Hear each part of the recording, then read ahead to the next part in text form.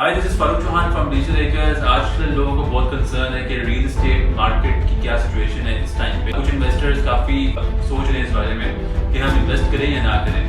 काफी लोगों से अभी रिसेंटली मेरी मीटिंग हुई थी और एक इवेंट पे मैं गया हुआ था, तो उसमें मुझे से ये क्वेश्चन हुआ कि रियल एस्टेट मार्केट का आजकल क्या सिचुएशन चल रही है। देखिए, रियल एस्टेट मार्केट में जो स्लम है ना, it's a part of the real estate business.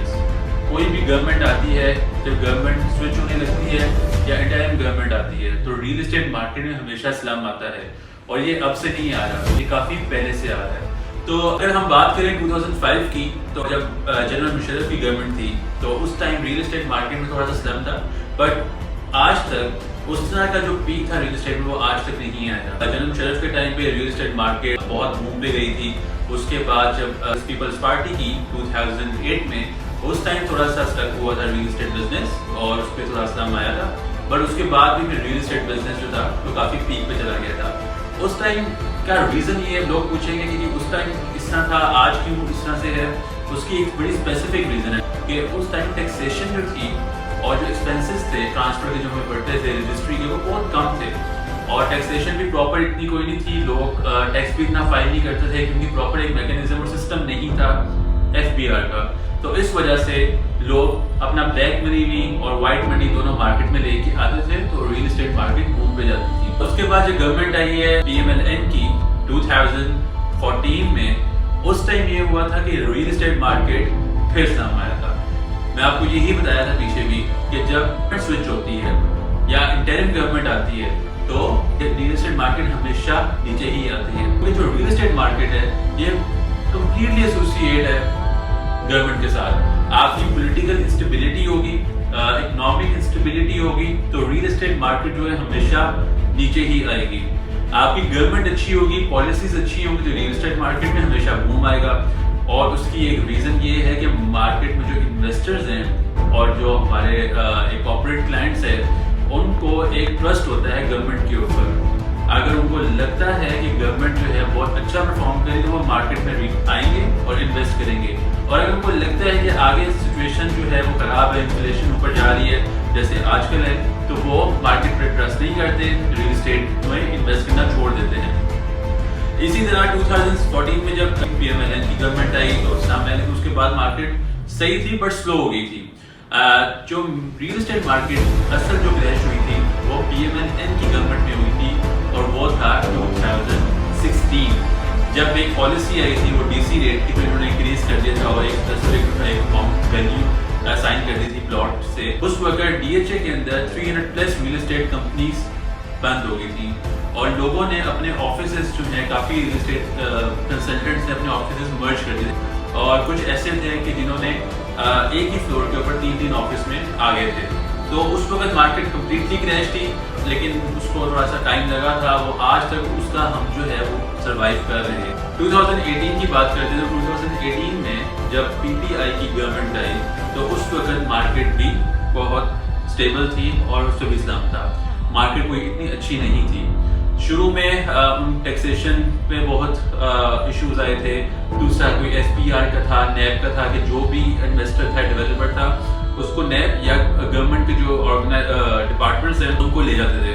तो इसकी वजह से उन पे भी एक खौफ आ गया, तो वो भी इन्वेस्ट करना छोड़ गए थे। लेकिन उसके बाद PTI को रियलाइज़ हुआ और गवर्नमेंट को रियलाइज़ हुआ कि इस तरह बिजनेसेस नहीं चलते। आपको कोई पॉलिसी ऐसी निकालनी पड़ेगी जिसकी वजह से आपको एक रियल एस्टेट इंडस्ट्री में बूम आए। और इसी तरह ही हुआ। फिर PTI गवर्नमेंट ने एक कंस्ट्रक्शन पॉलिसी निकाली थी और उसमें यही था कि आपके जो भी अगर ब्लैक मनी भी है तो वो उसका FBR आपसे नहीं पूछेगा और टैक्सेशन में रिलैक्स किया था। इसी तरह जब वो पॉलिसी आई, तो रियल एस्टेट मार्केट अपने टाइम की पीक में थी। आज तक वो जो रियल एस्टेट मार्केट उस तरह की पीक में नहीं गई जो 2019, 20 और 21 में हमने देखी। जो 2019 और 20 था, उसमें तो ट्रांसफर्स भी बहुत ज़्यादा थी और मार्केट में पैसा भी बहुत रिवॉल्व हो रहा था, इन्वेस्टर्स भी बहुत थे, तो मार्केट बहुत अच्छी हो गई थी। देखिए, real estate market directly associated to Pakistan economic stability.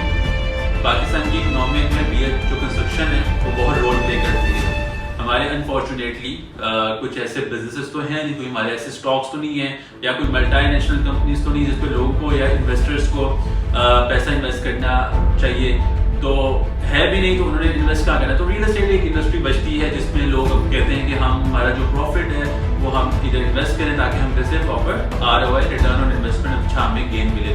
تو پاکستان میں فی الحال ریئل اسٹیٹ انڈسٹری ہی ہے جو آپ کو اچھا پروفٹ ریٹرن کرتی ہے. فارچونیٹلی جو 2022 ہے یہ ایک بزنس کمیونٹی اور ریئل اسٹیٹ انڈسٹری کے لیے ایک بلیک ایئر ہے, اور اس ٹائم جو ہے مارکیٹ کمپلیٹلی کریش ہے, انویسٹرز ہی مارکیٹ میں نہیں ہے کیونکہ اکنامک اور پولیٹیکل انسٹیبلٹی اتنی زیادہ ہے کہ کوئی بھی investors they are not ready to invest. اور یہ الیکشنز تک جو ہے مارکیٹ ایسے ہی ہوگی. Lot of people asking me questions کہ when this market will get stable. تو my answer is that elections تک مارکیٹ اسی طرح ہی ہوگی, انسٹیبلٹی پیک میں. ابھی جتنے بھی ریسرچ کنسلٹنٹس ہیں, کمپنیز ہیں, انکلوڈنگ اس, ہم سروائیول پہ چل رہے ہیں, اور ہماری ڈیمانڈ بھی یہ ہے کہ دیکھیں دنیا میں بہت سی چیزیں ہوتی ہیں, پروٹیسٹ بھی ہوتے ہیں, جلاؤ گھراؤ بھی ہوتا ہے, پرائم منسٹرز بھی ڈسکوالیفائی کرتے ہیں. ابھی برٹن میں تھوڑا سا پہلے برٹن میں جو پرائم منسٹر تھے انہوں نے ریزائن کر دیا تھا, نو کانفیڈنس ووٹ آیا تھا, وہ بھی کر کے چلے گئے تھے. بٹ ان کو اکنامک سچویشن ہے اس پہ کوئی افیکٹ نہیں آتا. ہمارے پاکستان میں ایشو یہ ہے کہ پولیٹیکل سچویشن خراب ہوئی ہے تو سارا اس کا امپیکٹ بزنس پہ چلا گیا ہے, سارے بزنسز نیچے آ گئے. تو یہ گورنمنٹ کے ڈپارٹمنٹس کو, ہمارے آرم فورسز کو, اور جو ڈفرینٹ جو انسٹیٹیوشن ہمارے اس ملک میں کام کریں ان کو سوچنا چاہیے کہ آپ لوگ اپنی لڑائیاں لڑیں, آپ جو مرضی کریں, بٹ اس کا جو امپیکٹ ہے وہ بزنس پہ نہیں آنا چاہیے. تو ہوپ فار دا بیسٹ. انشاءاللہ جو ہے الیکشنز تک, ہوپ فلی الیکشن سے پہلے بھی مارکیٹ شاید اسٹیبل ہو جائے, لیکن this is the right time to invest, اور آپ اس کو مس نہ کریں. Thank you so much.